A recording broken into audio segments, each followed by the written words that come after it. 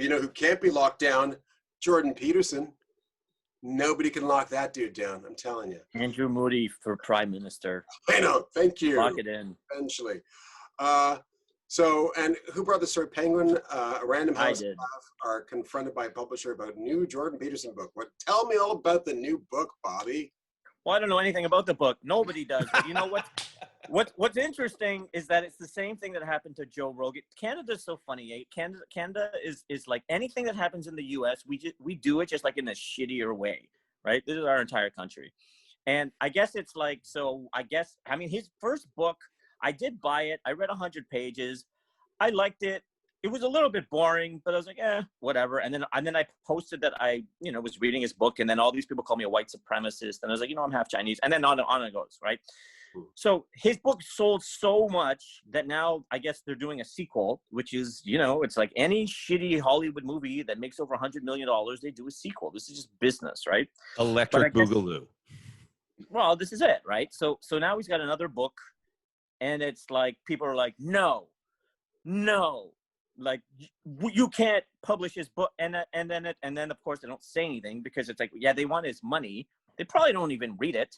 Like, is anybody even reading any of those 50 Shades of Grey books unless you're like a, bored housewife who diddles herself while vacuuming? But they make a lot of money. I'll just go ask the missus just a second. Okay. Wow. No, but this is money. It's like people are shocked that it's like I bet you the publishers aren't even reading the book. They're like, I don't know, just let him write whatever he wants. Yeah. Here's the thing, Bobby, here's the thing, because I'm so cynical. I actually think this is part of marketing. I honestly do. And I think it's part of because here's the thing. I'm old, right? So I go all the way back to the 80s where Camille Paglia was this big Camille Paglia was the first Jordan Peterson, right? So she was the feminist who was like, she said, women, why are you going into that room? That guy's gonna rape you. If you get raped, it's your fault. And then the media fucking blew up. And she's like this lesbian feminist theorist or whatever. But why'd she say that? Oh, what do you know? She's got a book coming out called Sexual Persona, right? Right. And I really do feel for, because I know professors, and I know people in academia who write these amazing books that are really, really well written that nobody gives a shit about.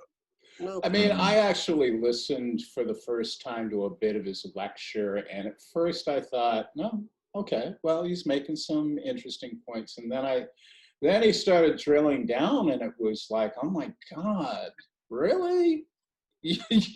Like it was going back to like this notion that the 50s was this magical era, and I just had to turn him off. It's like stale thinking. Like when I was at TV Ontario, I used to host a show called Big Ideas where Jordan Peterson was often a lecturer. He used to teach at Carleton.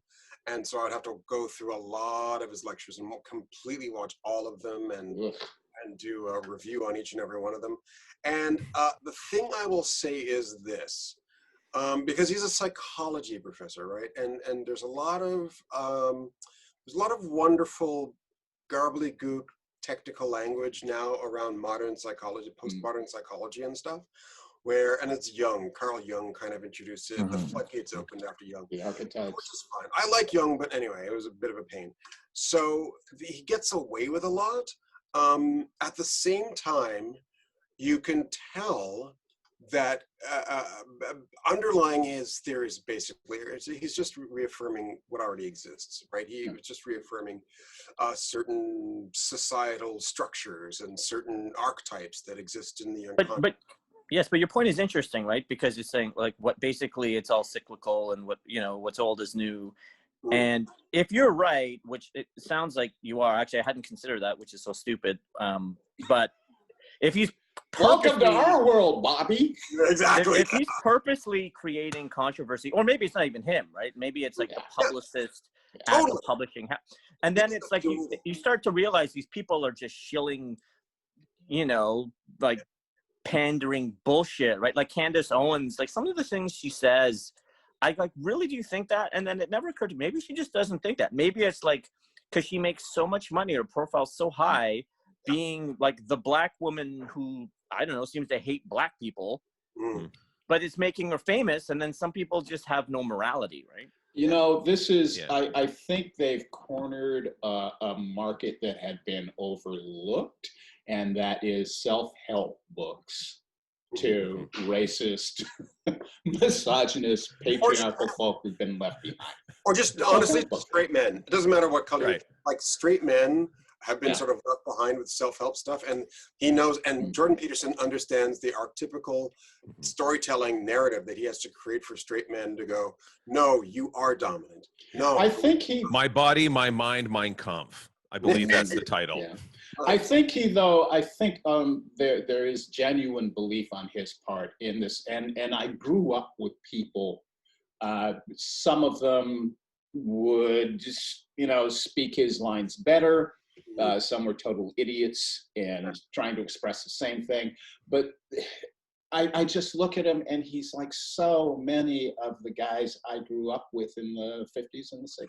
But also too, like every now and again, he'll throw in a tidbit of truth. He'll throw in something Absolutely. like undeniably true, and you just, Absolutely. yes, Jordan, yeah, I agree. And like, Yeah. So here's my question: does it matter if he's genuine? Does it matter if he's disingenuous? Like, if and this is also the debate about political correctness and free speech, which I think is complex. I mean, generally, as an artist and a writer, as we all are, like I'm really about like anti-censorship, because I do think there are laws, right? So if you go too far, like you go to fucking jail, right? But there is this there is this idea where if you sort of use language irresponsibly and you allow dangerous ideas to percolate, you have things culminating in the Proud Boys, in QAnon, in these sort of like niche groups based on ideology that will take your ideas and then extrapolate, or sometimes not, and then kill people. Yeah. Right. Well, so if you look at a line. If you look at the history of warfare, there is generally this propaganda period where you have to get people, geared up for the slaughter, right? And all of these, these people are inferior, these people are this and that, and we are this and that. Like all of the shit that you see in the Proud Boys and, in Peterson and various other people from whatever race or culture, that's where we go to. Well, and to be honest, I'm struggling with this right now because I'm writing a play set in Austria during 1847. And I'm sorry, but, Germany and Austria were hella fucking anti-Semitic. Like, it's just the way it was.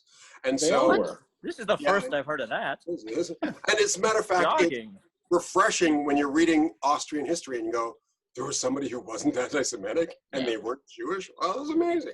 But it was also an amazing time for social format. Well, this is the thing. And so I'm trying to represent it truthfully. And so what I have to do, like I'm writing all this stuff, but then what I'm going to have to do is take it by my Jewish friends and go, okay, here's the deal. Like, that whole notion of truth in art, though. Andrew, you're saying the word kike a lot. I know. Yeah. Too much? Was it like 5 too many? Was it? Yeah. But I think we get so hung up in this notion that, in the notion of truth, that we forget that it is largely driven by self-interest. And also, even being truthful, your words can be very hurtful. And as an artist, you just have to walk that fucking fine line. And there are times when I'm like, you know what? I'm not apologizing. That's what I wrote. Bring it. Argue with me. Because, I know you're offended. But guess what? That's the fucking world. But I think if we get back to the original point that Bobby made, I don't think any of us agree with his censorship. But I think if you think I'm going to pay attention to this fucker, you're crazy. And also, and that's it, right? It's like the market should decide, right? Like if someone's ideas are irrelevant, they're irrelevant. Like no one's gonna buy the fucking book, right? But what's dangerous is if they do, right? But then it's, to me, it's interesting because it's like, what is Jordan Peterson or Candace Owens or anyone? What are they saying that kind of mobilizes this? Let's call it a white nationalist light ideology. So it's not necessarily Nazis, but it's maybe people who are on the verge, who maybe could be inculcated into this Richard Spencer alt-right world.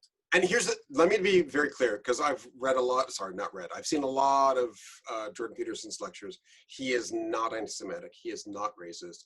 His ideas feed people who are, but he himself is not. And he's right. I would agree with that.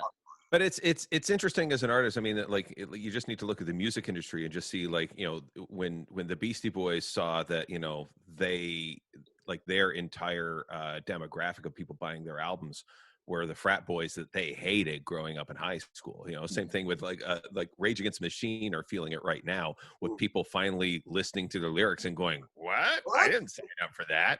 Yeah. What machine did you think they were raging against? A Chevy Nova? No, the liberal left. God. Yeah. So, But how like, many you know, black we hip would all hop have that. artists? How many black hip hop artists have gotten very, very rich selling to suburban white kids? Most of them. True. I mean, I don't know if you can be rich and a rapper if you're not like singing to that demographic, if you're not rapping to that demographic. Right. But that's the thing. Like, it would be weird for me if my album Butterflies, available now on iTunes and all streaming audio services, I got the report from Sound Exchange going, your album's flying off the virtual shelves. And I go, great. It's like, yeah, it's ending up in the hands of Proud Boys for some reason. I'd be like, what did I write?